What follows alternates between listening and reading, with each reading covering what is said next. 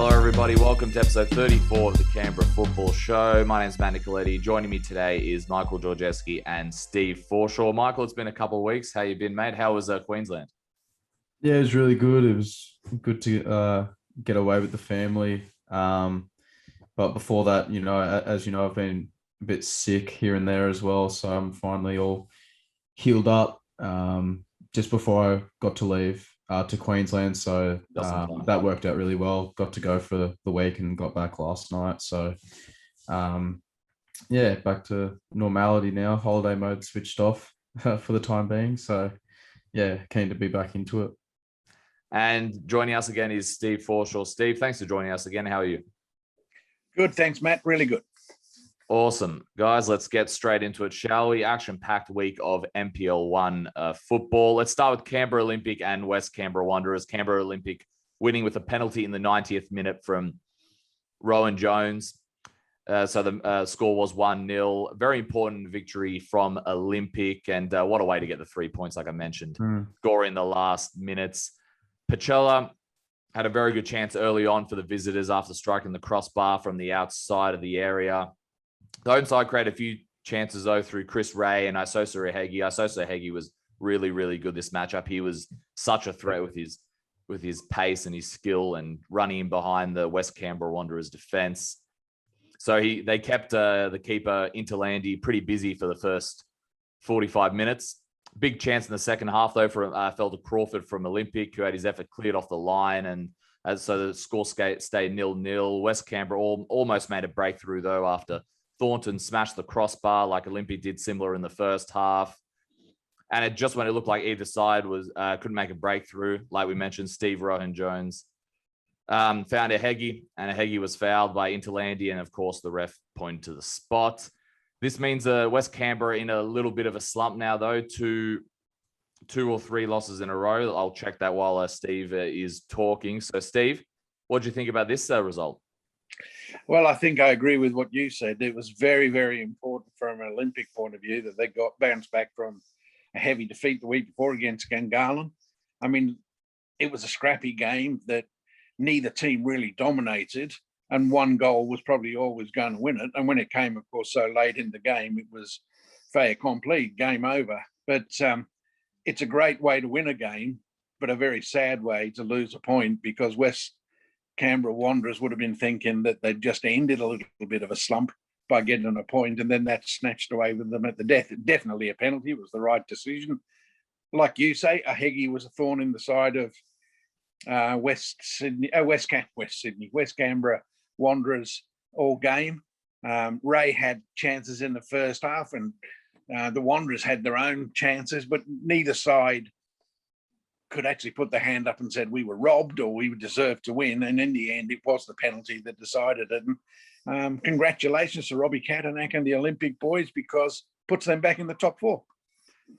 It certainly does. It's a very important victory for them. And I looked it up. It is the third loss in a row for West Canberra Wanderers now. I believe they're still third, though, if I'm not mistaken. I think Michael, so they're third on the table. Sorry? Yeah, West Canberra. Third on the table. So what did you think about this result, Michael? Not the form West Canberra will be hoping for. And they went, and let's not forget, before they started losing these three in a row, that was the week before they made it to the top of the table. Sort of shows how competitive it is at the moment.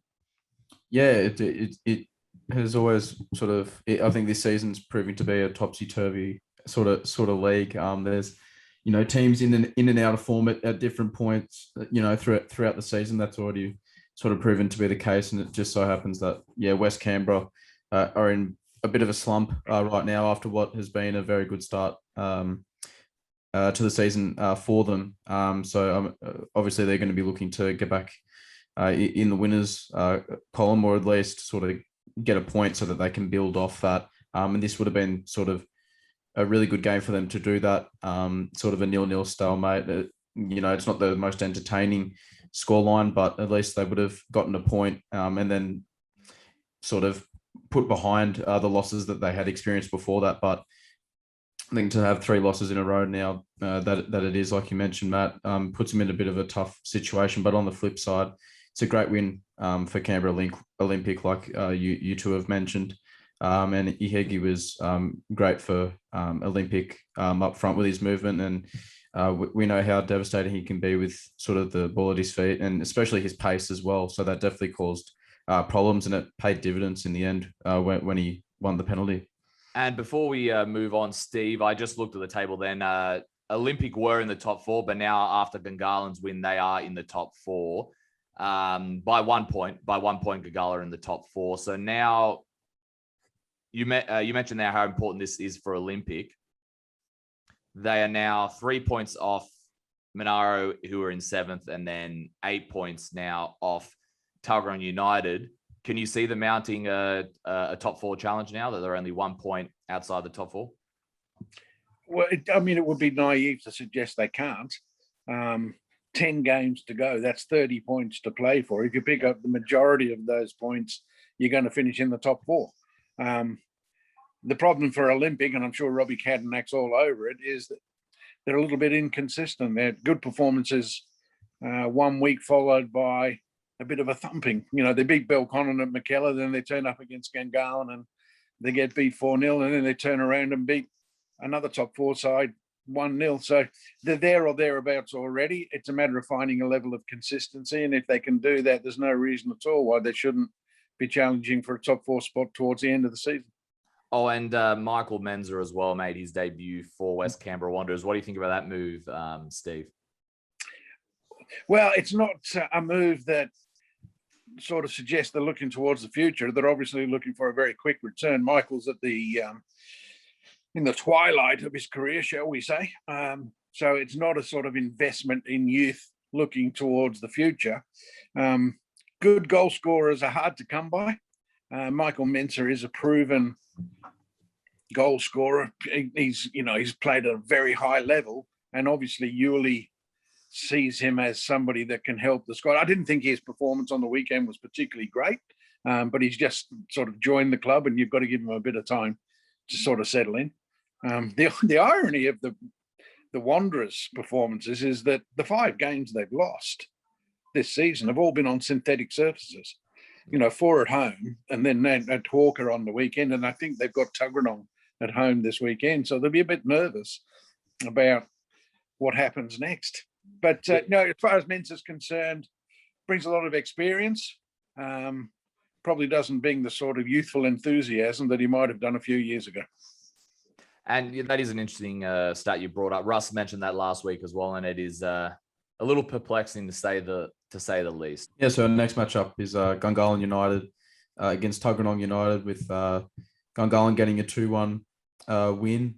Obviously, how you mentioned before, that win for Gungahlin put them inside the top 4 after Olympic were temporarily in there after their win.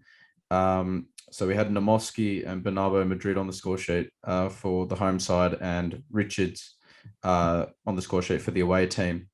A great win for Gungahlin. Like I mentioned, it puts them in the top 4 at the expense of a Tuggeranong team that is still struggling, that are still seeking their first win of this 2021 season.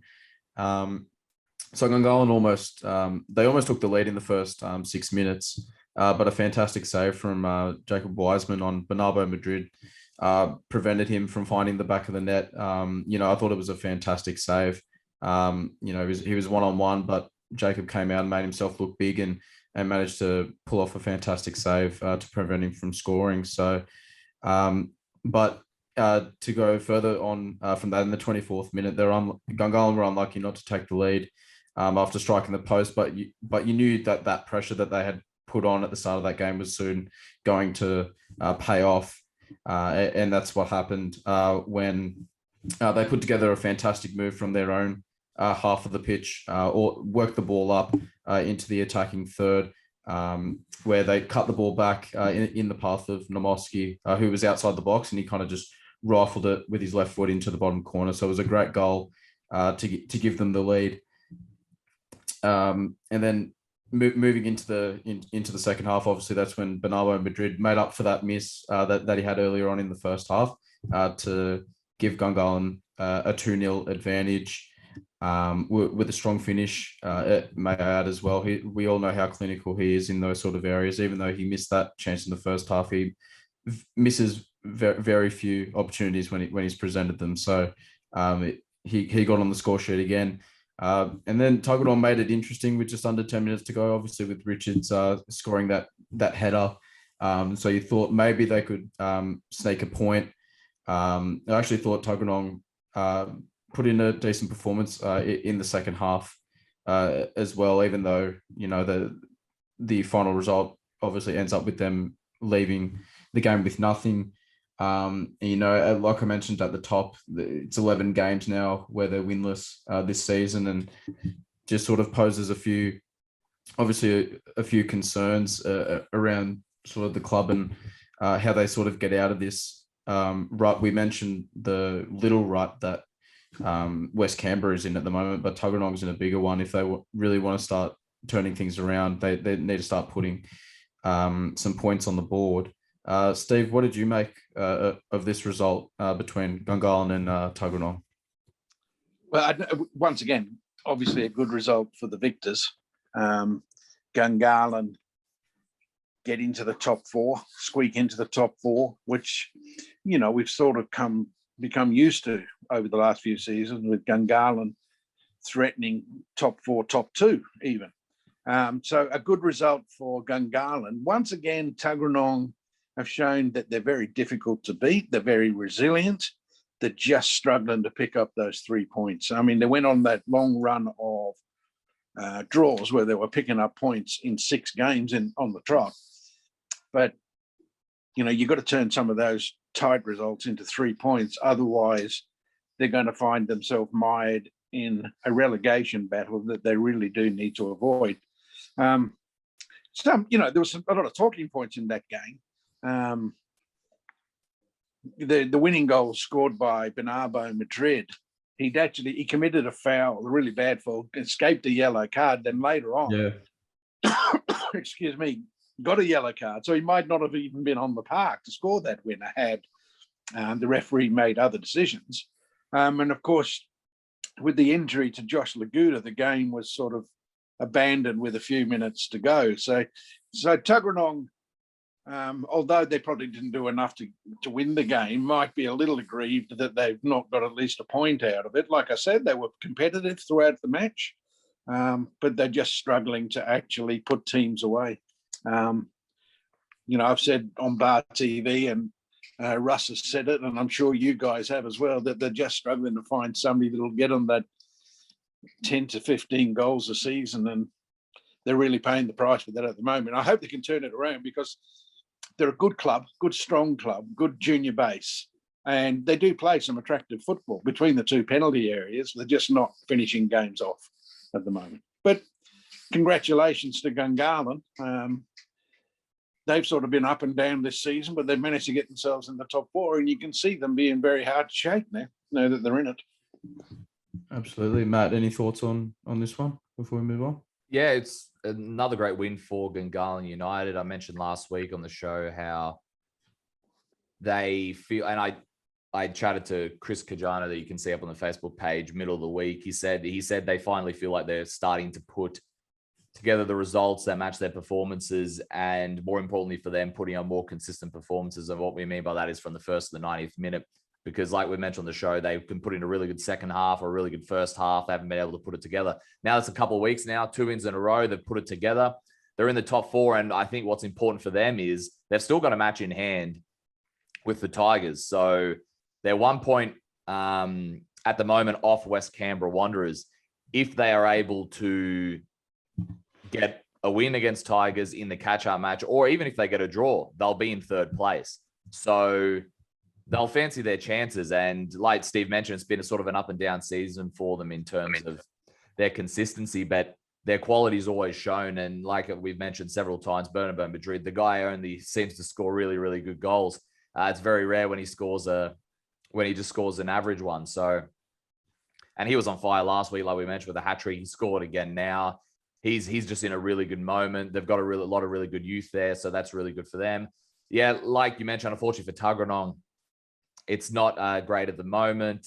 but maybe they might fancy their chances against the West Canberra Wanderers side this weekend, who, like Steve mentioned, haven't all 5 of their losses have come on synthetic. 4 of them have come at home. So now West Canberra playing at home again, and they've lost 3 in a row at the moment. So maybe Tuggeranong United go into this matchup this weekend with a little bit of a different mindset in that regard. So next one, we have Canberra, Croatia against Monaro Panthers. Seb Woods with the goal for Monaro Panthers in the 22nd minute. Emilio Kisha with the penalty in the 29th minute, and Pilkington with the final goal in the 49th minute. Canberra, Croatia maintain their position on top of the table with this victory against Monaro Panthers. And Monaro opened the scoring, as we mentioned, through Seb Woods. He just used his pace there, and he was able to effectively put it past Sam Brown. And into the second half. Oh, sorry, I missed a goal there. So Woods would have scored a double a couple of minutes later, but Sam Brown, he's proved to be one of the best keepers in the league, denied him of that. And into the second half, Pilkington gave the hosts the lead with a towering header from the corner. And, of course, Emilio Kishta with the penalty. I guess the big talking point from the game, though, I know it was a bit fiery. We're not going to mention the incidents that happened after the red card. But, Steve, I wanted to ask you about the red card for TJ. Thomas James, of course, making his big return. And 4 minutes into it, he got a red card for what seemed like a stomp on Jenkins. And, of course, he's coming off a 13 or 14 match suspension that he got when he was at the Wollongong Wolves. So what did you make of that challenge? What did you make of, the red card in general? And from your experience, what would that mean in terms of suspension for the red card? Like, how long roughly would you estimate? Yeah, look, it's obviously an incident that if it's been done maliciously, that TJ will regret. As you mentioned, he's coming off a very lengthy suspension for an act of violence in a game. He's come back to Canberra. There's been a lot of expectation on his shoulders, and I think, excuse me, when he came on, Monaro were well aware of his reputation and were quite prepared to sort of get in his face a little bit. But after 4 minutes, he's been deemed to have stomped on a player and has been sent off. Now, in my experience, if that is the case, it's violent conduct that he's been charged with. If proven guilty, he could get up to a minimum of 6 weeks. He could even go for longer than that. And it may well be that his time at Canberra, Croatia this season is limited to that 4-minute exposure that we saw on the weekend. If it shows that it's accidental, that he didn't mean it, then I think you're looking probably at a couple of weeks, 2 to 3 weeks. But he's going to have to make a very strong case, and I'm sure the video evidence will support whichever way it goes. And Capital Football obviously will be very keen to ensure that the correct decision and the correct sanction is applied. And what did you think about this match, Michael? Like we mentioned, keeps Canberra, Croatia at the top of the table, and for Monaro, they got a good win last week, but now this leaves them still 5 points off Tuggeranong, though. But a victory for them now would have put them in good stead to try and make the top 4. Granted, they still can. There's a long way to go in the season, but it would have helped their case.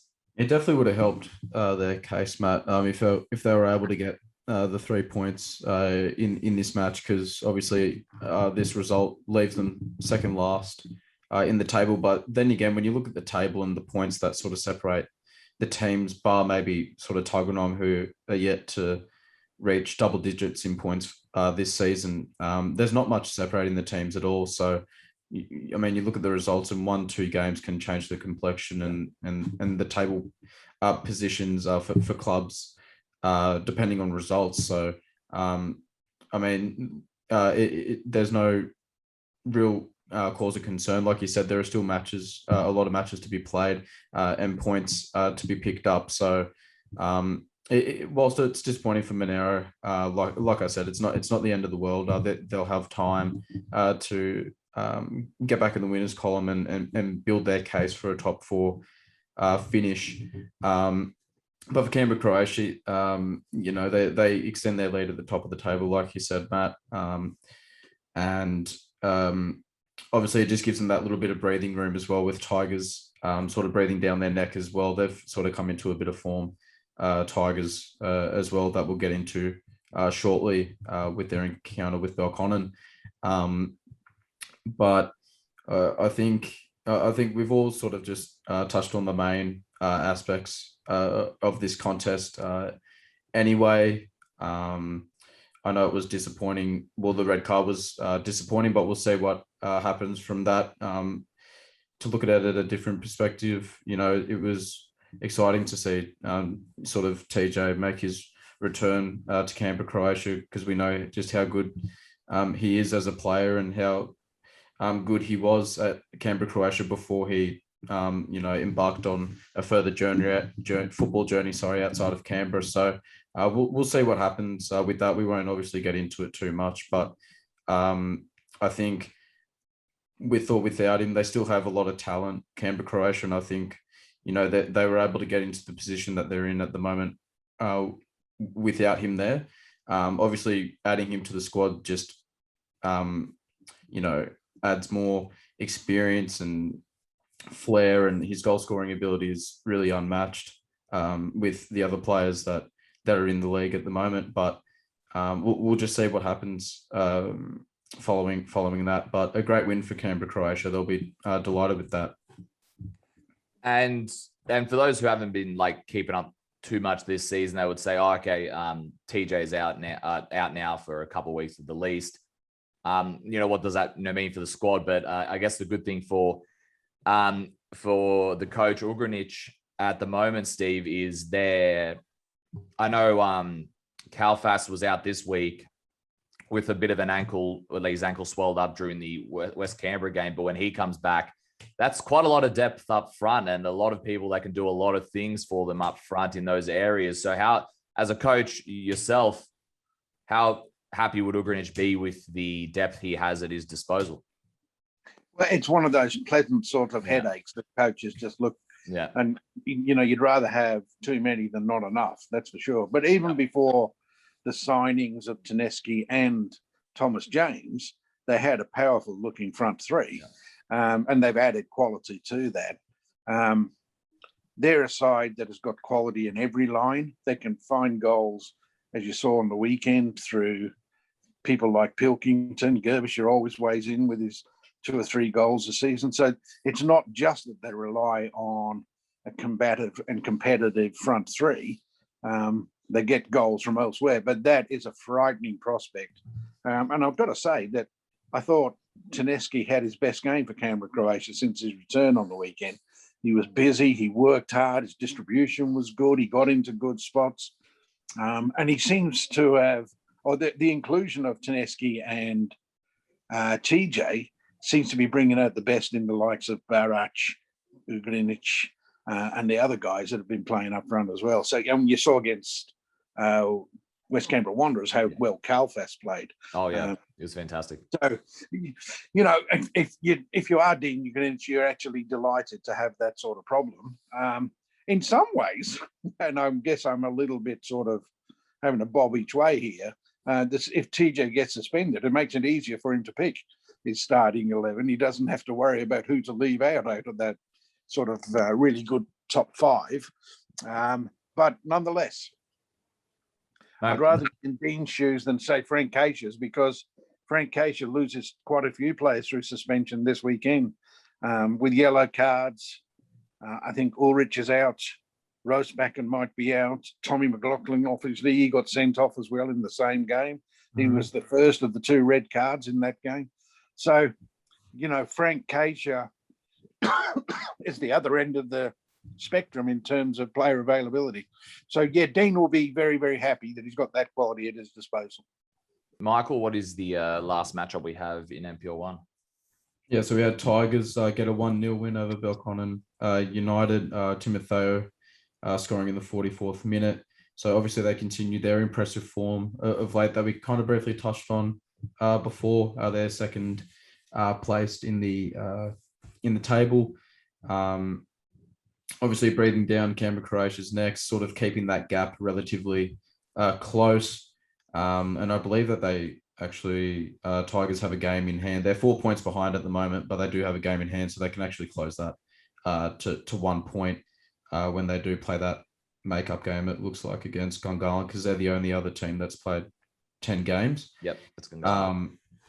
So in this one, not many chances were created by either side in the first 45 minutes, but that was broken obviously just before the halftime interval when Timothy found himself in a bit of space inside in the box, and he coolly dispatched the ball into the bottom corner, which ultimately proved to be the difference maker in this contest. Nick Popovic, the Tigers FC forward, he had an effort saved one-on-one by Thurtell that ensured Tigers wouldn't obviously double their advantage, and it kept Belconnen in the game, but they just weren't able to create too many clear-cut chances for themselves. So in the end, it's an important win for Tigers FC in their quest to sort of, like I said, close that gap on Canberra Croatia, or, potentially even go above them, because there are still so many games left. There's 10 games left, and there's plenty of time for them to do that.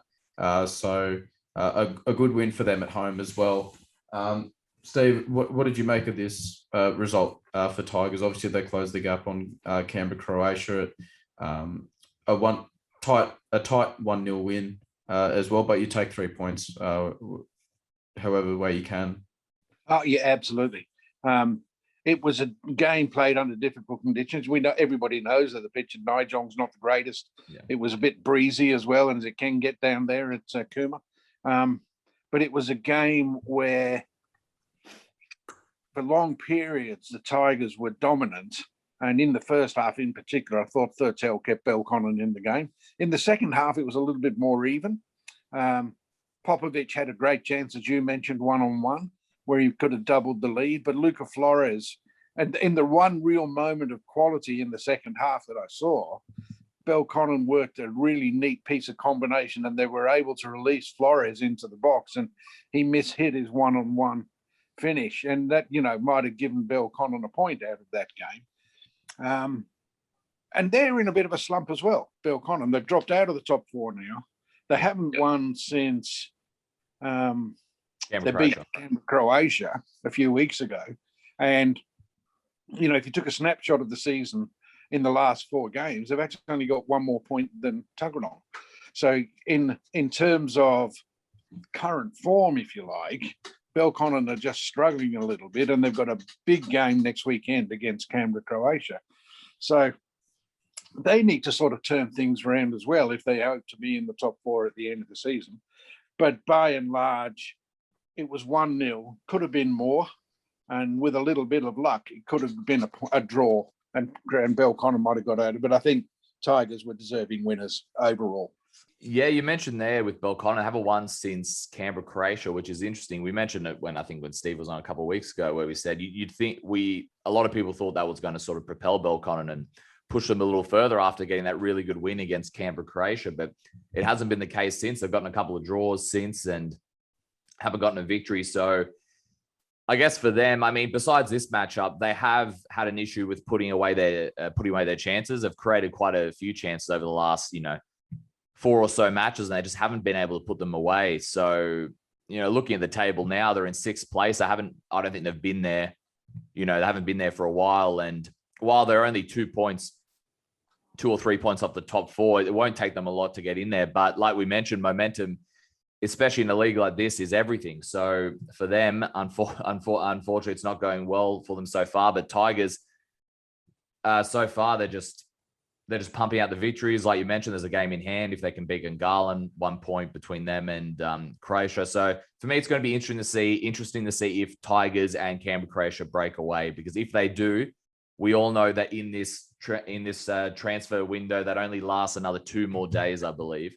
They've added a lot more depth and a lot more.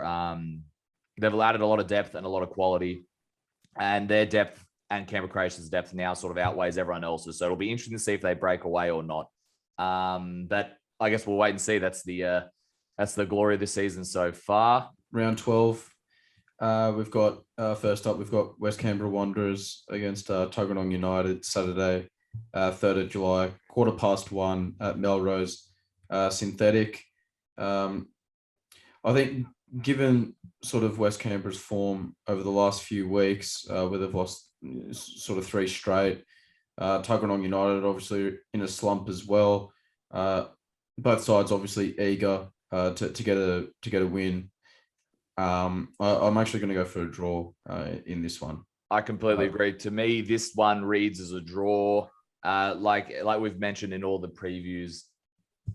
Yeah, this reads as a draw to me. And if they do, this will be the most draws Tuggeranong United have had in the season as well. Because when Russ mentioned it was 6 in a row was a record for them in terms of in a row, it was also a record for the most they've drawn in a season. So if they do get another draw this season, then that will be a record for them in that regard. I'm going to go for a draw with this one. How about you, Steve? Yeah, look, I mean, it's just a must-win for Tuggeranong.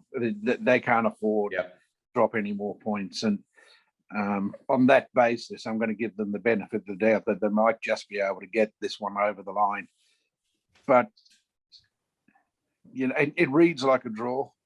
My head says a draw, but my heart's actually going to say, come on, Tuggies, get over the line, get yourself 3 points. Next, we have Belconnen United against Canberra, Croatia. What is a cracking matchup at McKellar Park this Saturday at 3 p.m. I think given sort of Belconnen's struggles of late, I can definitely see them sort of building and finding on a motivation to get a W, especially against a Canberra Croatia team, and what this fixture has meant, for a while now in Canberra football. But I'm going to say Canberra Croatia gets the victory here. Yeah, I agree. I'm going to go with the Canberra Croatia victory here. But wouldn't that be poetic if Belconnen's first victory in a while comes against the team they got their last victory against in Canberra, Croatia? And they always step up for these matches. Let's not forget that FFA Cup match they had as well was a cracker, and it took them to extra time until Canberra, Croatia won that one. So it seems like Belconnen United step up for these matches. So I was thinking about saying a draw for this one as a bit of an upset, but but after commentating Canberra, Croatia a couple of weeks ago and seeing them play over the recent weeks, I'm going to go with them in a slight victory. I don't think this will be a big margin by any means. How about you, Steve? I think I agree with you both. I think Canberra, Croatia are in too good a form, and they'll deal with Belconnen.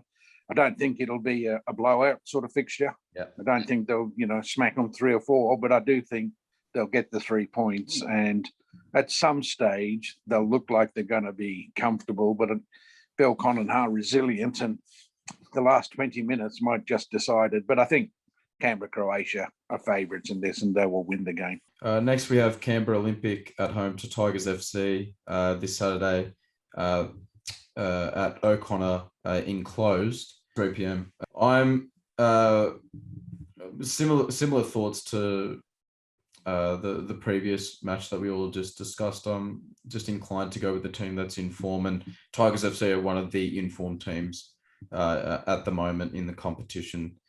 Even though Canberra Olympic managed to get that late win against West Canberra, which will definitely give them a lot of confidence. They needed that victory, but I'm going to go for Tigers FC in this one. Matt? I'm going to go Tigers as well. The interesting for me in this matchup will be who's sort of going to take the front foot. We all know Tigers like to play on the counter because they have so much speed, and so do Olympic as well. So these are two of the quicker teams in the comp in that regard in terms of breaking their opponents. So for me, it's going to be interesting to see who sort of takes that front foot. And let's not forget the last time this match was played, though, it was moved in the last couple of days to the AS synthetic, and Olympic hasn't had too much success on the synthetic. They've had a few blowout defeats on that surface, so they won't have to worry about that now. They're at home, so let's see what happens. I think this is going to be a very close one, though. I'm going to go with the Tigers victory. You, Steve? Yeah, I can't see any other result except the Tigers win. So the way the season's gone, all 3 of us have gone Canberra, Croatia, and Tigers, and it's just setting us up for a bit of an embarrassment, isn't it? So, yeah, look, I've got to go Tigers. They're in good form. Olympic a little bit inconsistent, a little bit inexperienced. Tigers in a close one. Yeah. And lastly, we've got Monaro Panthers at home to Gungahlin United, also Saturday, 3rd of July at Riverside Stadium. I think this, I'm going to go for Gungahlin United in this one. And I think what you talked about earlier, Steve, about sort of the, suspensions that Monaro have in terms of like the yellow cards and the absences that they're gonna have are definitely gonna hurt them in this one. So I think based on that, and Gungahlin, getting into the top 4 and really looking to further cement their season, I'm going to go for Gungahlin. Matt? Yeah, the injuries are going to be a bit of a blow. Like you mentioned there, that McLaughlin's going to be out, and if Ross Barkin is out, like Steve said as well, that's 2 of your main midfielders not there. So, and they do a lot of work for the team, as we've mentioned in the past few podcasts. So, and let's not forget, Gungahlin have been in pretty good form recently. They're finding that consistency, and they're going to be raring to go, because let's not forget that Monaro Panthers did beat Gungahlin United in a pretty competitive matchup in this round in the previous fixtures this season. How about you, Steve? I think this is the hardest one to pick of all 4. You're looking at a Monaro side that were only just beaten by Canberra, Croatia, and we've been talking in glowing terms about how well Canberra, Croatia are going. And if Monaro could actually reproduce that sort of performance, then you would give them a chance. I do think they'll be affected by the suspensions. They may get people like the Haptomarian brothers back. I'm not sure what the injury situation is with those guys. And that will help in terms of the 100%. Absences we've talked about. Kofi Danning obviously came off the bench on the weekend, so you would expect that maybe he would be in the starting 11. So it does give that they do have some depth to rely on. Look, I'm going to go for a draw. I just think this is a really hard one. Gungahlin in good form, Bernardo Madrid on fire. They could quite easily run away with this one, but I'm just thinking Monaro backs against the wall, might just put in a performance to get something out of this. So I'm going for a draw. All right, that's our NPL1 segment done and dusted. Steve, thank you very much for joining us and giving us your insight. Thank you. See you guys. Ta-da. Thanks, Steve. Bye. Bye-bye. All right, now we are back with NPLW. Joining us again is Matty Moore. Matty, how's it going today? You've regrouped from commentary with me on the weekend, where I make you do a lot more talking than Jeremy and Russ does. Yeah, thanks for having me back, boys. Yeah, no, it's good, mate. I always enjoy a good chat with the Matt Attack. It's good, mate. And I think we bring a unique flavour to the game. We certainly do. It's more of a conversation, as I keep telling Russ and Jeremy. I enjoy doing the commentary, but for me, I'm not your typical lead commentator. I prefer just have a combo. So it's always different, regardless. All right, so let's talk about that match straight away, shall we? It was one hell of a matchup, wasn't it, Matty, over there at the AIS Synthetic? A bit of a later kickoff time due to all the matches being moved onto the synthetic. We actually didn't mention that too much in an NPL1, but all the matches were moved to synthetic, bar the Deakin one, of course. So Belconnen United, of course, grabbed the winner in stoppage time through who other than their skipper, Michaela Thornton. Belconnen will be extremely happy with these 3 points, as it keeps them in touch with Canberra, Croatia. Of course, they're still behind on goal difference, though. New signing Tiana Jaber played for the second half of the matchup. She looked very good, and she's one of the best defenders in the league, so that's a fantastic pickup for Belconnen United. Sarah Johnston was immense in this matchup. She had the task of, seemingly had the task anyway, of marking Michelle Heyman during the matchup. Like we mentioned, Michelle Heyman, this was her first start for Gungahlin United. What an impact she had, scoring a brace, putting her side ahead with her first goal, and then putting them level when she scored again. This match also had Gungahlin having a much more effective defensive performance, despite the scoreline. Matty and I mentioned it through the matchup, how much they've improved defensively. over the last couple of weeks. They have a new sort of intensity about them. That could be Michelle Heyman just, bringing the, so with all that leadership, sort of bringing that the confidence back to a team that is used to being near the top of the table, not in sixth place like they are now. But of course, that loss drops them down to sixth place since West Canberra won. So, Matty, a lot to unpack in this one. What do you think about it? Yeah, it was pretty epic in terms of the game and the fallout from it as well. I mean, Gungahlin, they looked the best that they've looked all year in that first sort of 20-minute patch. So had a really aggressive high press and really took the game to Belconnen, and Belconnen looked all kinds of they were all out of sorts, and a lot of that was to do with the pressure. And at times it was one of those situations where Gungahlin just looked like they had more players on the field. And I think we mentioned in commentary a couple of times early on, Matt, that intensity and that desire to get in and win the ball from Gungahlin was certainly more significant than Belconnen in that first period. And that showed. And I think, look, the addition of Michelle Heyman makes a world of difference to any team in terms of a goal scoring threat. But it certainly looked like what it allowed them to do as well from a gunner's point of view is it allowed them to settle in other areas of the pitch. So Elka Atulu in particular was no longer sitting at a 9 role. She was back controlling the play in midfield and looked really comfortable there, and probably gave the two DeMarco sisters a little bit more freedom. And it also allowed Pennyfield to go back out wide. And although she wasn't super effective in the first half, just having her there gives a different threat and a different presence. And look, Diego would have been really happy with the start. Obviously, they went 1-0 up, and you mentioned Sarah Johnson. I mean, she was all over the place, in terms of everywhere Michelle was. So was she, and the one time she got half a break from Johnson, that was the one time she was able to get that little outside the foot finish and put them up. And probably a really good test for Belconnen, given what they've got coming up next week in particular. But it all kind of flipped on its head at the start of the second half. Like what we saw from Gungahlin in terms of that aggressive press was now Belconnen.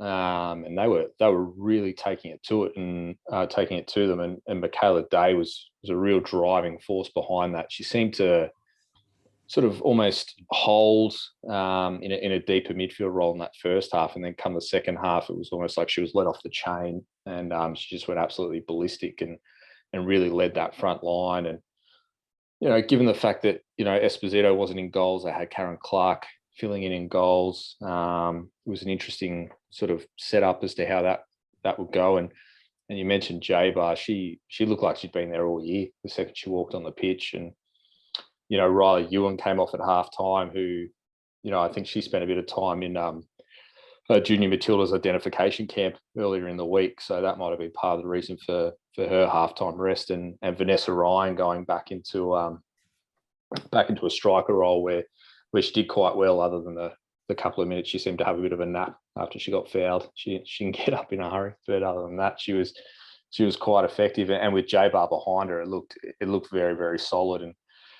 And again, I mean, I think the last time I was on with you guys, I mentioned how important Michaela Thornton was, and she proved it again. I mean, 2 goals, she pulled it out. At one point, I think I made the comment when Belconnen were on the attack, they had a corner, and they were 2-1 up, and I thought if they went to 3-1, that was it. It was done and dusted. And just as we were talking about, or I was talking about Michelle Heyman maybe dropping into midfield, she made me look like an absolute idiot, and she takes a great touch and buries it in the top left-hand corner.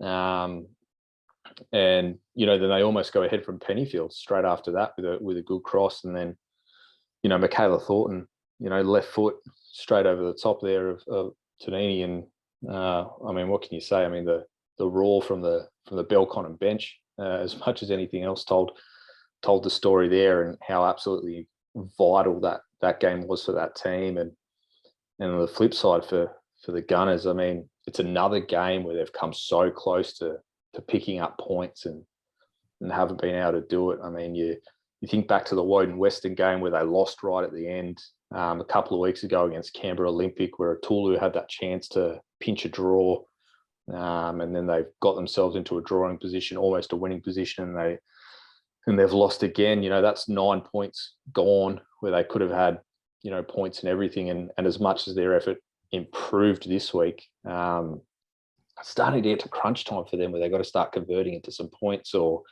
6 spots going to be the regular spot for them.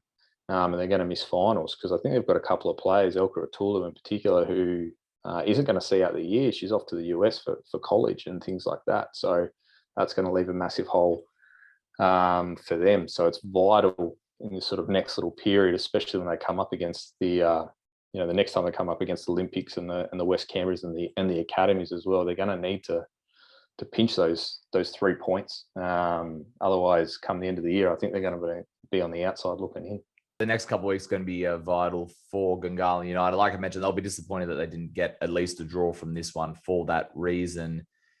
But before we move on, with Tiana Jaber coming in, and she's obviously known for being a defender and a fullback, we saw, like you mentioned, Vanessa Ryan was pushed up front, and I know she's mostly earlier, probably a couple of years ago, she was mostly a forward player. But last year we saw her play. She played forward a little bit last year, but mostly she played fullback, and mostly the start of this year as a fullback as well. So do you think that is, I know it gives Mikey Zukowski a few more options, but do you think that's where Vanessa Ryan's going to play, further up forward now with Tiana Jaber on the left? Or do you foresee another sort of positioning for these two players? Yeah, I think the longer J-Bar's there, so probably in the next 2 weeks, she'll settle into that wide defensive role, and she'll make that her own. You said it before, Matt, she's one of the better defenders in the competition, so she's not going to spend a lot of time sitting on the bench. And yeah, it does give Zukowski some really good options with Riley, Ewan, Nina Zarovic, and now Vanessa Ryan being able to push up front.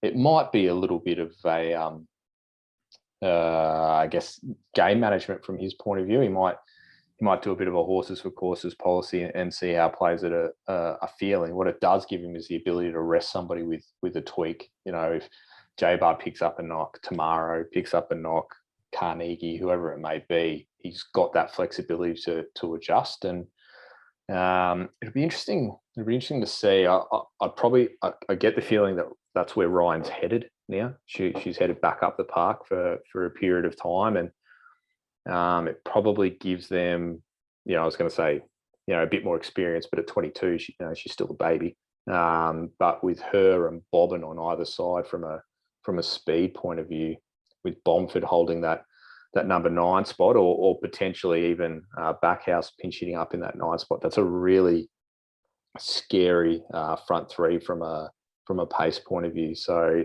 yeah, I think Ryan's headed back up front, and it'll be up to her with a lot of players behind her to hold that spot as well. So next matchup was Wagga City Wanderers, just falling short to West Canberra Wanderers, who got a 1-0 win with O'Callaghan scoring in the 35th minute.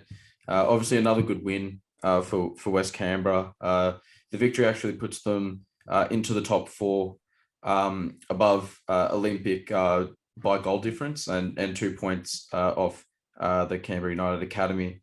So a great win for them. They now find themselves in a different place with player coach Emma Stanbury and Tiana Jaber obviously leaving the club. Technical director Ray Castro has obviously just stepped in there to take charge of the team until the end of the season. On the flip side, though, it was an improved defensive performance from Wagga City Wanderers. They're a young side that has, amassed quite a few injuries, and they've been on the lookout for players. That it seems that Sam has gained some new players in that window, which is obviously great to see. We love to see that. But nevertheless, a good win for West Canberra Wanderers, given the sort of change that they've had in the coaching department. Matty, what were your thoughts on this contest? Yeah, I mean, my first thought was I felt Wagga City were maybe a little bit unlucky, to be honest. Their performance was quite good, and especially early on in that first 15 minutes, they played some really interesting sort of early diagonal balls that almost managed to split the 2 centre backs, and really positive for Wagga City.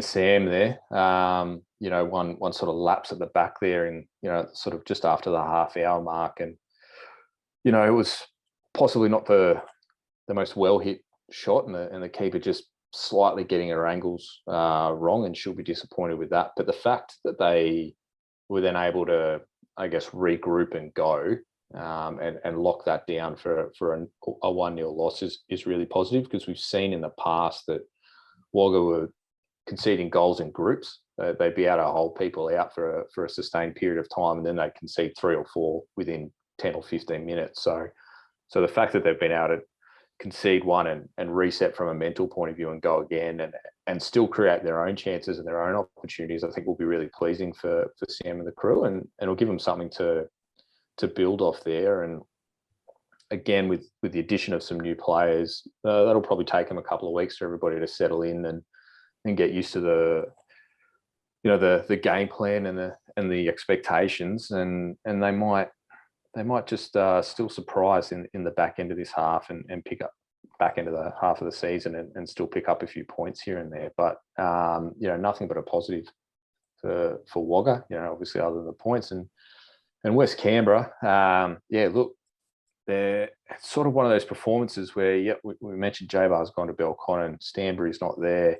That gives the opportunity for that unit to, I guess, bond a little bit more and come together to prove that they're more than those two parts, because there's been a lot of praise heaped on Emma Stanbury, and quite rightly so. She did a really good job while she was there, and J-Bar as well. And we saw the impact of J-Bar not being there when she was suspended. And, with her walking away, there probably would have been a lot of questions asked about their ability to kick on this season, and especially when they were in top 4 contention, which is not somewhere I thought they'd be at the start of the year. But they were really able to, batten down the hatches, us against the world kind of mentality, and produce a really positive result. The question now for Ray Castro in that group is, that's probably not sustainable. So that's a really good one-off, and they've got that through there. But what does Ray Castro do now? Does he change the philosophy a lot? Does he stay with what Stanbury had before? Is it just about keeping the players,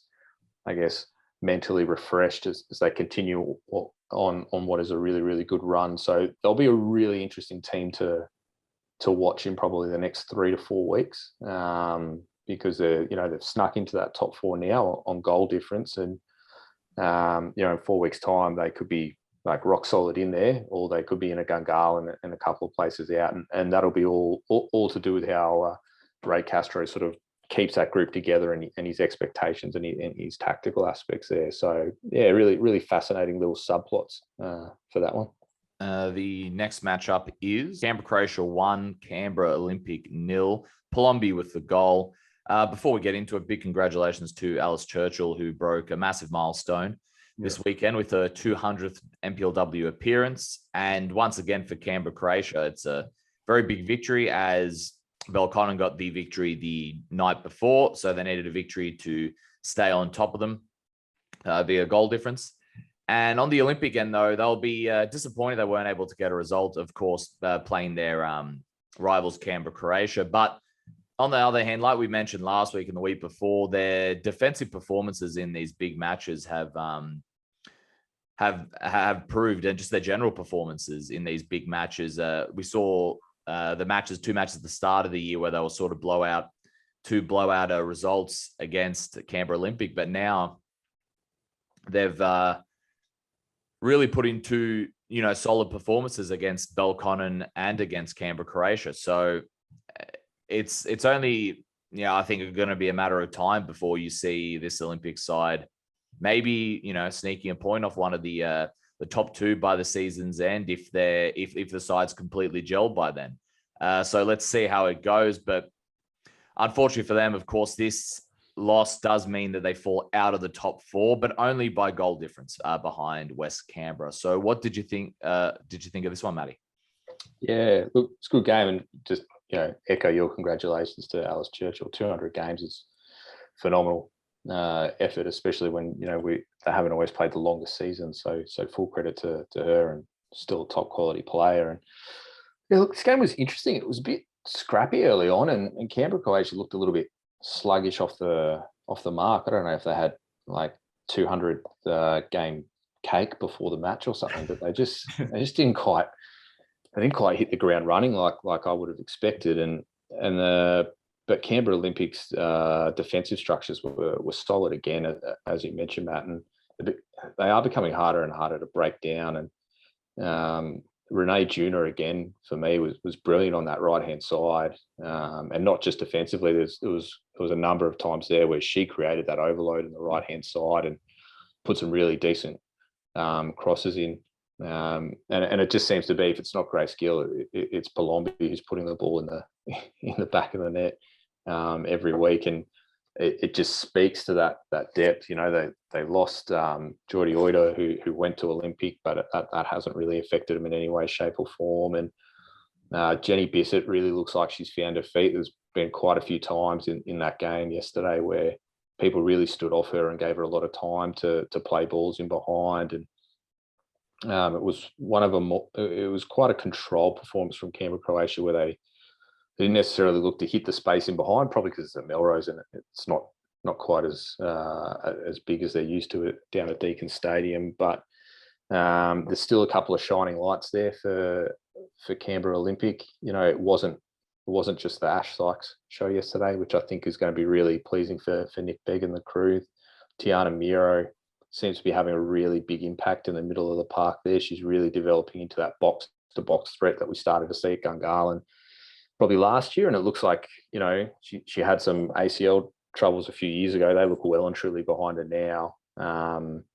And yeah, look, disappointing to be on the outside looking in on goal difference, but I really think, you know, that tussle between them, West Canberra and Gungahlin is going to be a real feature with Canberra United Academy not quite comfortable in their third position there. So yeah, the result's probably as expected, but again, much better performance from Olympic, much like the Gunners against Belconnen, much better performance for them, and I think something really quality for them to build off and continue to grow.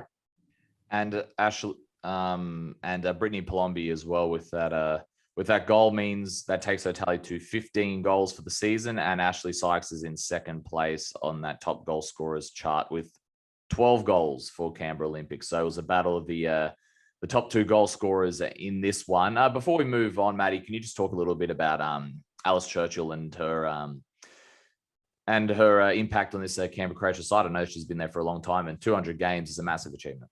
Yeah, absolutely. And, you know, longevity is one thing, but you've got to be able to maintain your standards at the same time. And it's not just the standards of her individual play, but it's the standards that she holds the team to as well. She's also one of the smartest footballers I think we've got going around at the moment. And, you know, for somebody who plays in effectively a wing-back role, she can have such an influence on the way that they play. And you've only got to look back to probably her performance in the grand final last year, where she really locked in and had Kira Bobbin in her pocket, who was a major threat for Belconnen. And she can do that. She can eliminate that side of a team, and the freedom that she gives Palombi ahead of her is amazing. She's so defensively solid that Palombi doesn't really have to worry too much about what's going on behind her, because she's got Churchill there, and you know, and she can do it on the other side of the park as well. But to watch her sort of usher in some of the younger players and really get them to embrace the culture of what they're doing and what they've always done is a real testament to her character. And I can only imagine how proud, you know, Nick Brosnich is to have a player like that. You know, from an opposition coach point of view, she was a nightmare, because trying to find ways around her while nullifying her at the same time was a real pain. But full credit to her, and you know, she's a really good story for Canberra football in general, not just for Canberra Croatia. And you know, I certainly hope that she continues to play for a while, but when she's done, I've got no doubt she'll still have a major influence on that club and what they do in the future. So huge congratulations to Alice. Our last matchup of the round was Tuggeranong United getting their first points of the season in a 1-1 draw with the Canberra United Academy. So McGee was on the score sheet for Tuggeranong United in the 76th minute, and Canberra United Academy equalised 6 minutes later. In the 82nd minute through Grove. I mean, it's a huge result for Tuggies, obviously, as they gain their first points of the season. You know, they'll have a little disappointment, I feel, obviously, that they weren't able to hold on to that. It would have been, you know, a fantastic result for them if they were able to just to hold on that little bit longer, just to see the game out to obviously get the 3 points. But overall, there's a lot more positives to take out of that for Paulo Romero's girls to obviously work on. And on the flip side of that, we've obviously got Canberra United Academy, who are now without a victory since they actually beat Canberra, Croatia back in round 8. So they're in a bit of a form rut at the moment. So it'll be interesting to see in the next couple of weeks or so how they're sort of able to turn this around and put this result behind them. But I mean, Matty, what did you make of this outcome? Because Tuggeranong United have obviously struggled to get points. You know, that they had gone 10 games without getting a single point, and then they get a point not only, you know, against you know, they get a point against a side that's, you know, in the top 4 that are sitting third in this competition, vying for a top 4 final spot. So I mean, that's just one positive, I guess, to take out of the many that they can take out of this game going forward. Obviously, it's a great result for Tuggeranong, isn't it? Yeah, look, there's probably 2 things that stood out to me immediately. One is, I don't know who the referee was, but he had a great mullet. So, you know, kudos to him. That was quality. The other was, I don't think I've been that heartbroken since the Socceroos got knocked out by Iran before the World Cup. Like, I really felt for Tuggeranong in that situation.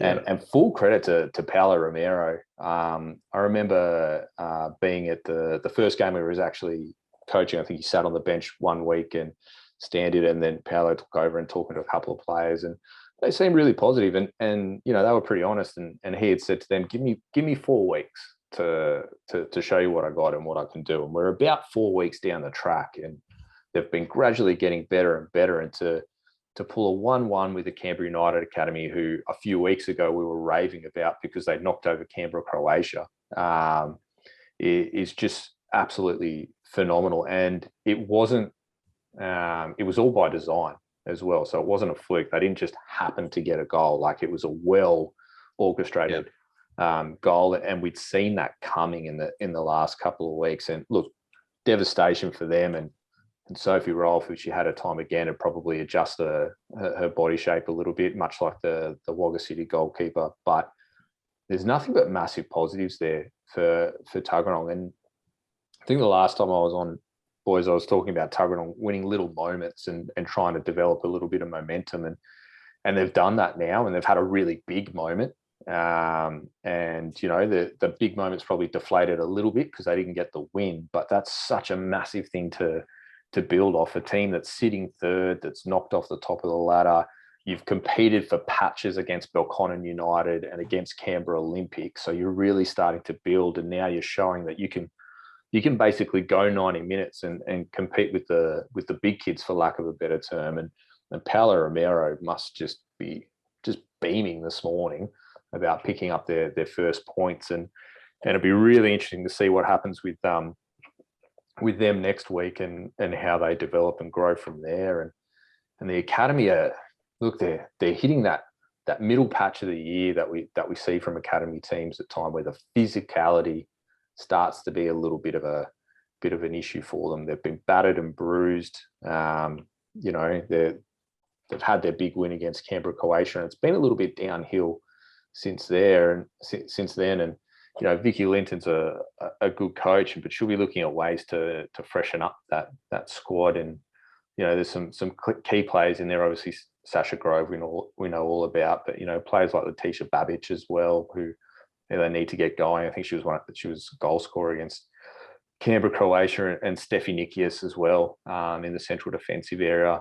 You know, we've got Hunt up front, but they're sort of the key players that they just sort of really need to get ticking over. They're the ones that have started to drift out of games a little bit or have seen reduced minutes. So, we know the academy is about developing for the future and how you're going to become hopefully a professional footballer, but it's also about learning how to win games and how to battle through those things, and whether that be physical fatigue or mental fatigue. These kids are at school, they would have had end of semester exams as well, so mentally they're probably a little bit fried at the same time. So they'll be looking forward to school holidays like we all did, but also being able to just concentrate on football and hopefully getting back on track next week. But yeah, they've got to be a little bit careful with those three teams that we mentioned earlier, sort of just in and around the bottom of that four, who could potentially jump up, and in 3 weeks' time they might find themselves fifth, and that's a scary route back for them, I think. All right, and let's get into the previews for next week. First up, we've got the big one. First versus second. Both teams are tied at the moment. Only goal difference has separated them. Canberra, Croatia against Belconnen United, Saturday, July 3rd, 4:50 p.m. at Deakin Stadium. This is a tough one, especially with the additions of Jaber and how well they played against Belconnen and how well they bounced back against Gungahlin United. I'm gonna so tough to call. I'm gonna say Canberra, Croatia, just mostly based on their form against Belconnen United in the Cup and in the league. Obviously, they were more convincing victories, but I think it's going to be a closer one this time. I think Canberra, Croatia are just going to take this one. Very hard to choose, though. This is obviously the toughest game to pick. Matty? Yeah.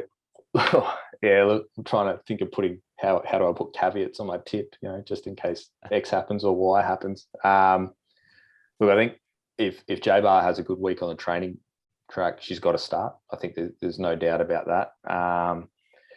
And I think for me, the goalkeeping situation at Belconnen is the key one. I think if Esposito's back in goals and Karen Clark can start at centre back with Sarah Johnson, I reckon Belconnen get a draw. I think if Karen Clark's in goal, and this is no offence to Karen Clark, it's just because her presence out on the field, they lose so much. I think if she's in goal, Canberra, Croatia sneak a win. So that's my. Can I hedge my bets both ways, boys? Is that all right? Why not? Yeah, it's all right. We'll allow it. Michael? This is tough.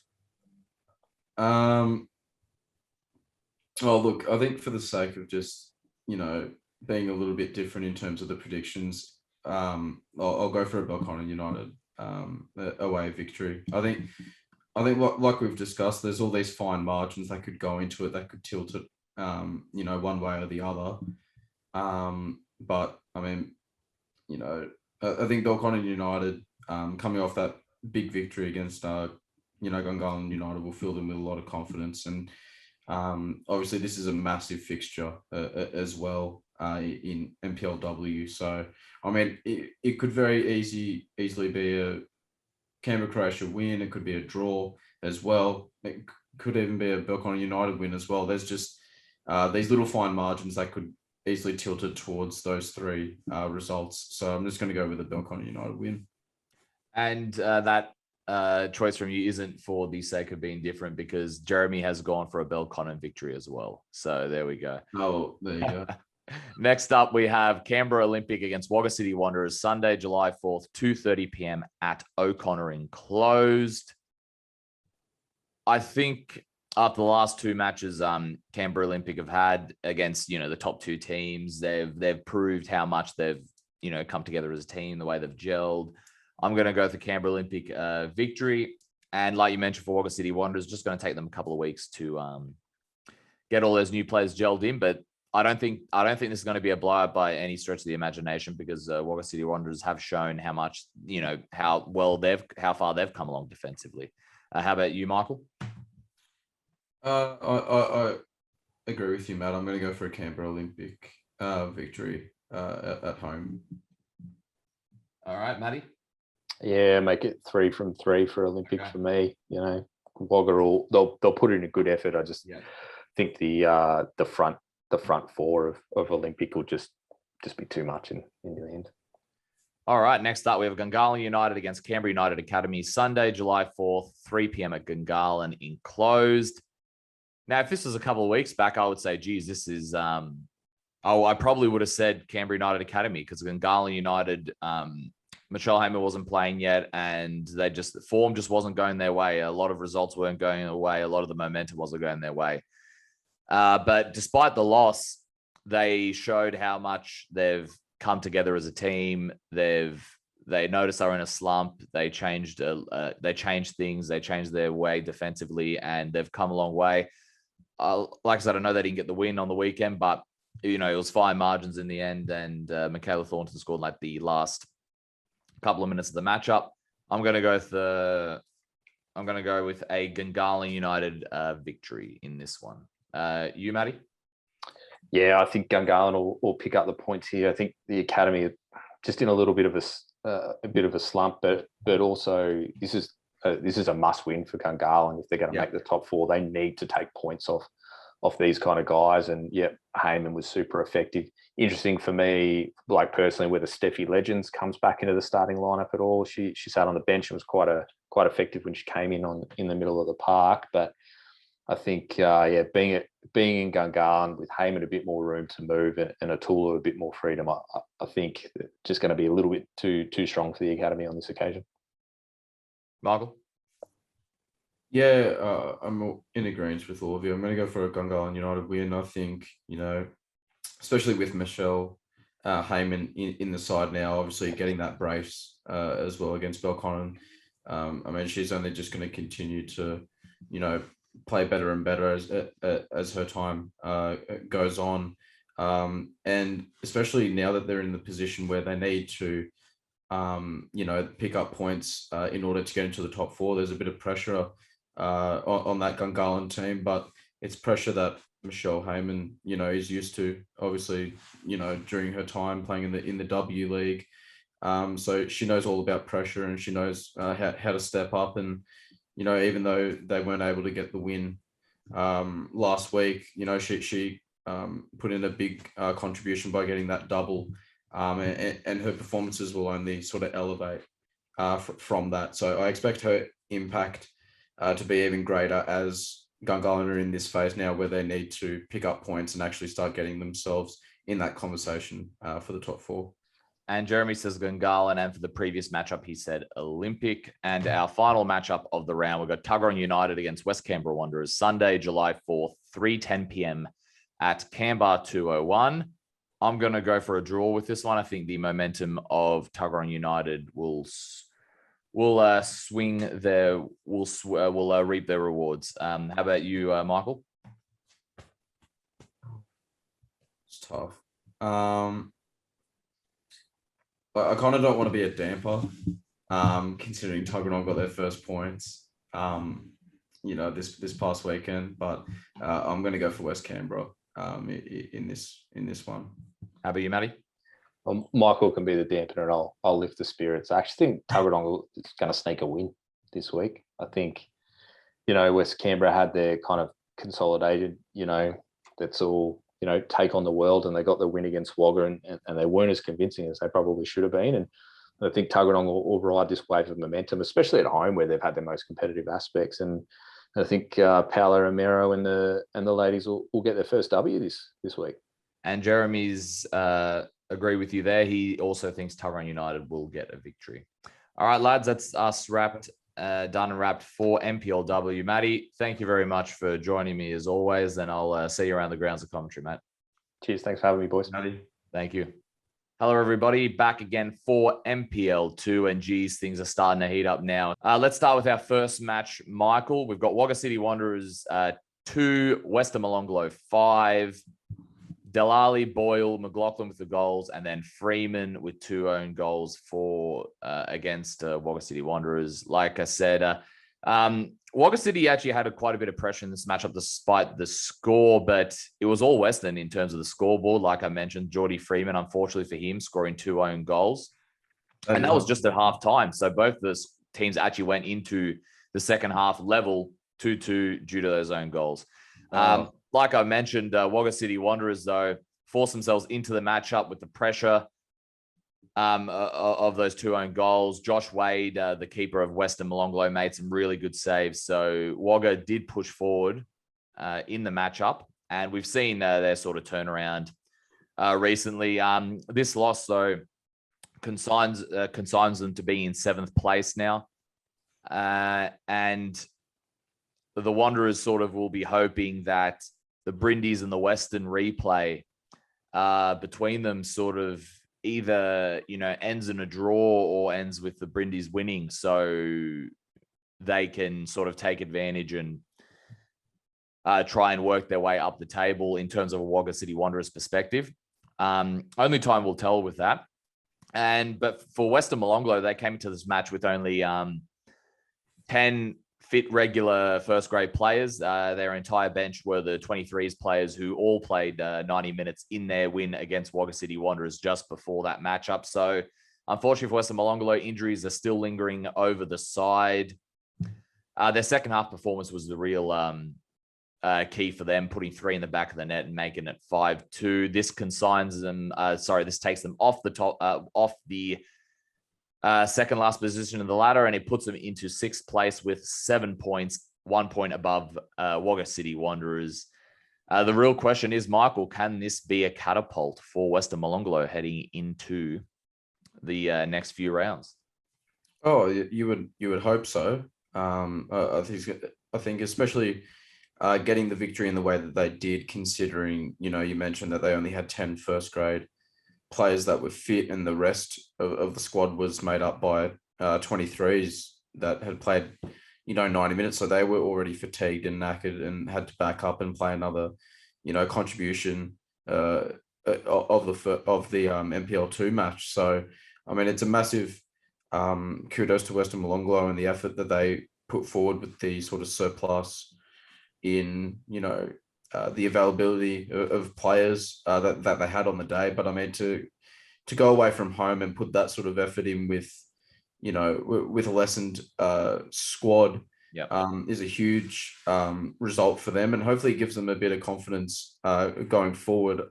You mentioned that they move up to 6th in the table as well, so that's going to just give them added confidence on from what I just said as well. So, and from what you said, obviously.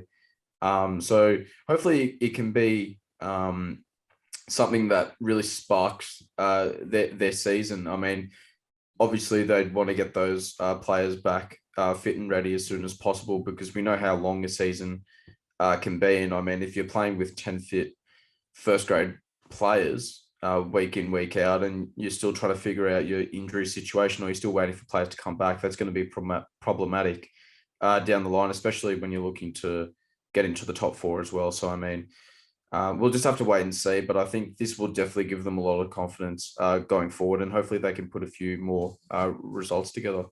So our next matchup was O'Connor Knights getting a big win against the Brindabella Blues, 1-0 with Zygmunt.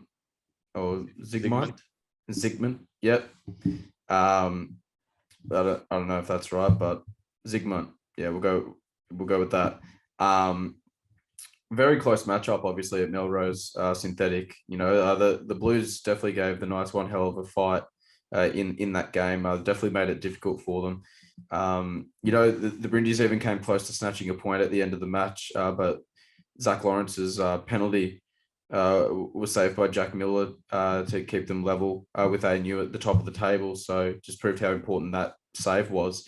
Once again, Brindabella just fall short of a result, but they put another good performance in. It's sort of been the tale of their story, hasn't it, Matt? They're playing good, but they're not necessarily getting the results to mirror that. So they'll be hoping their second half display against Western Molonglo will give them the boost that they need. O'Connor will be glad to take the 3 points, because obviously it means that they're top of the table with ANU, as the race for first place is lock and lock between those two outfits, which means their encounter will be interesting in a couple of weeks' time, because then we'll get to really see who is going to take that slight edge in first place. But Zygmunt's header off Josip Jadric's shot clinched the victory with 10 minutes to go for O'Connor. So that just speaks to the volume of how important that was for them to get the 3 points and to stay level with ANU in the table. I'm just looking at the table now, and if Brindabella get their victory in the second half, they still need to play against Western Molonglo, they will go 7th place and they will no longer be last because they'll be tied on points with Wagga City Wanderers, but their goal difference will be better.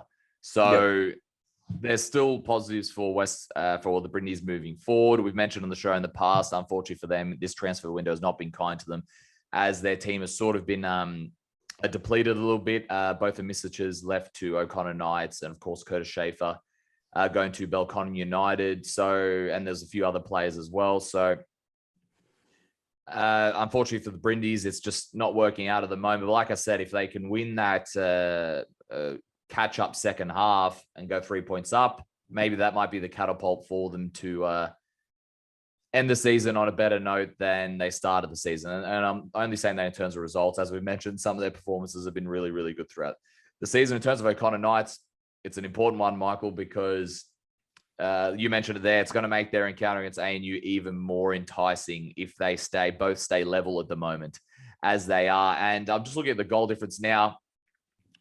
ANU is on top by two or better goal difference. So they have a plus 19 goal difference. O'Connor Knights have a plus 17 goal difference. So it is so close between them at the moment. I'm really looking forward to that match when they play each other next. And our last matchup of the round, because the matchup between Queanbeyan City and White Eagles was postponed. I'm assuming they weren't able to find a venue to play this one due to the matches being washed out on the weekend. So the last matchup is ANUFC with Ellis and O'Brien scoring the goals. Ellis's goal was a penalty. So it was 2-0 over Yoogali.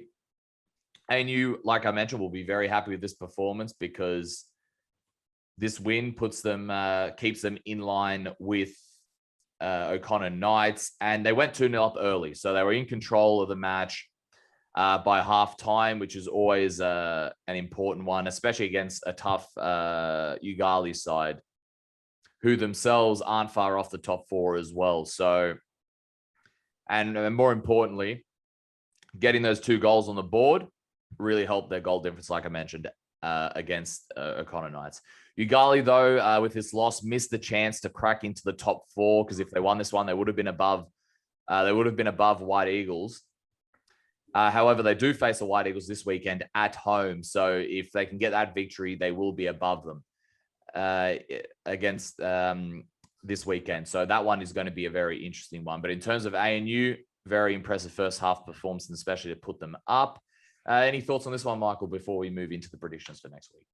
Yeah, I think it's important that, you raised that it was another strong defensive performance from ANU because, I mean, like O'Connor Knights, those 2 teams have just been fortresses in the defense this year. I mean, I'm having a look at the league table now to sort of resonate that fact in terms of, ANU and O'Connor.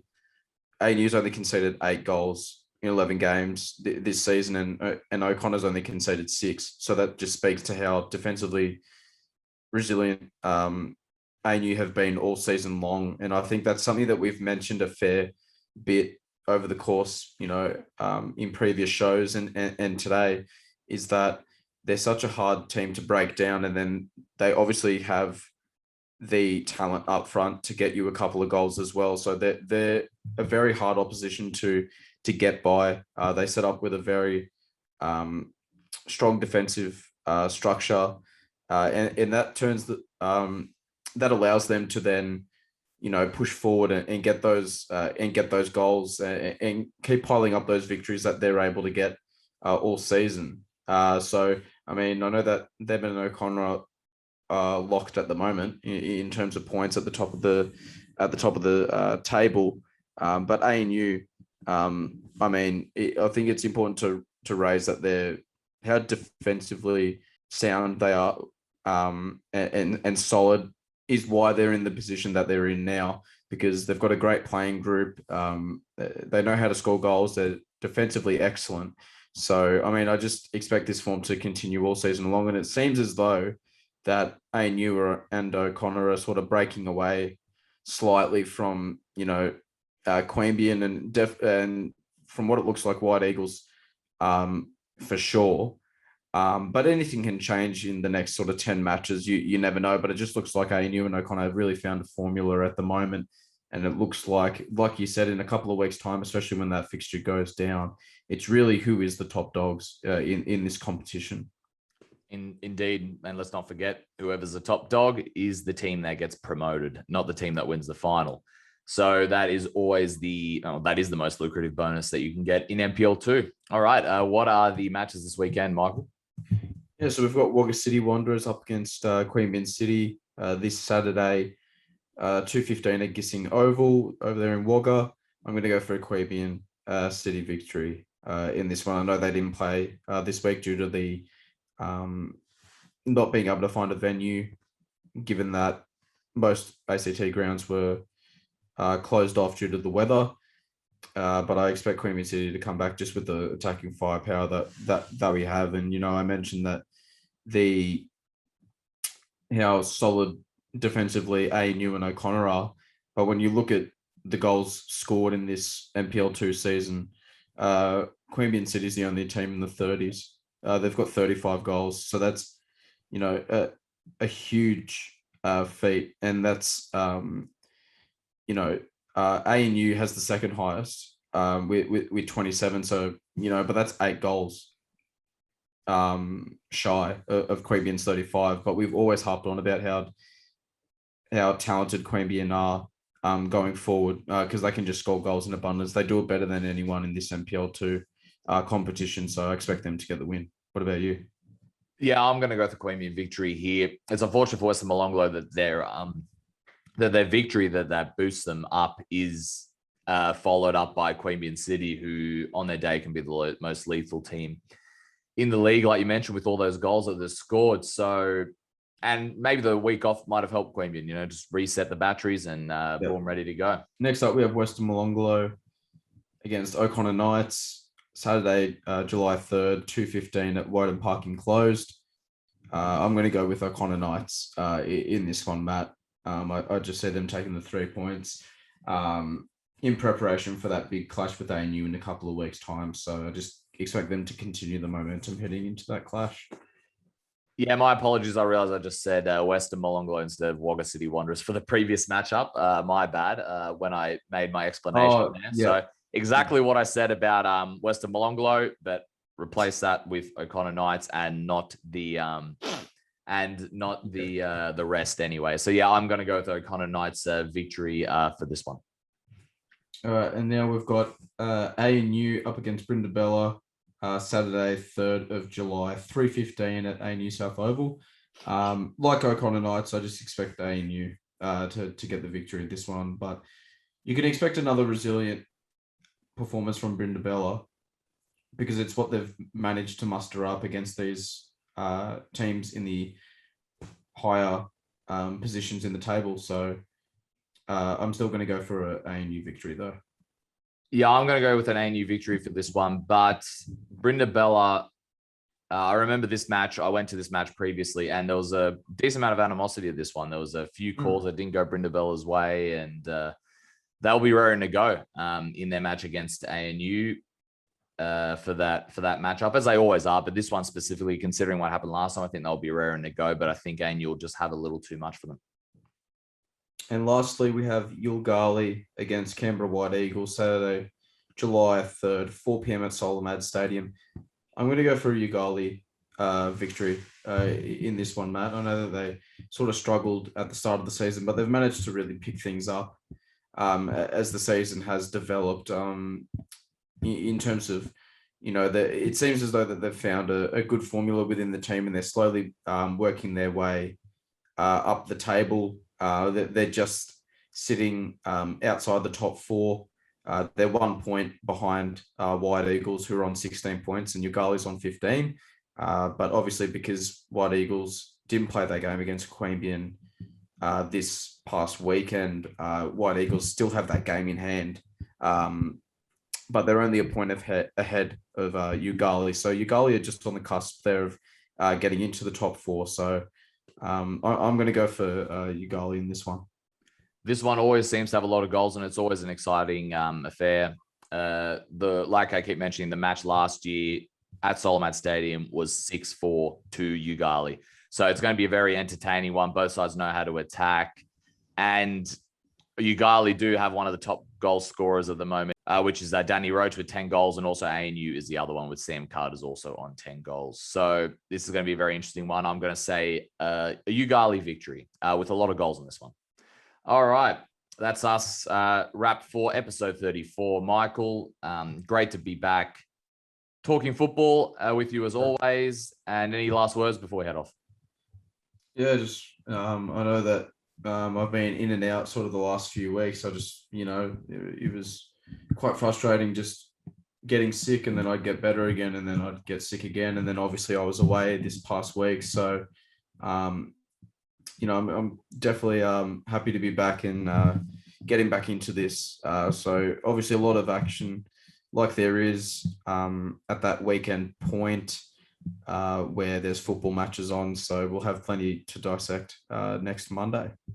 We certainly will. All right. Thank you very much, everybody. Enjoy the football and enjoy the knockout stages of the Euros as well. That is also hottening up. Have a great weekend, everybody.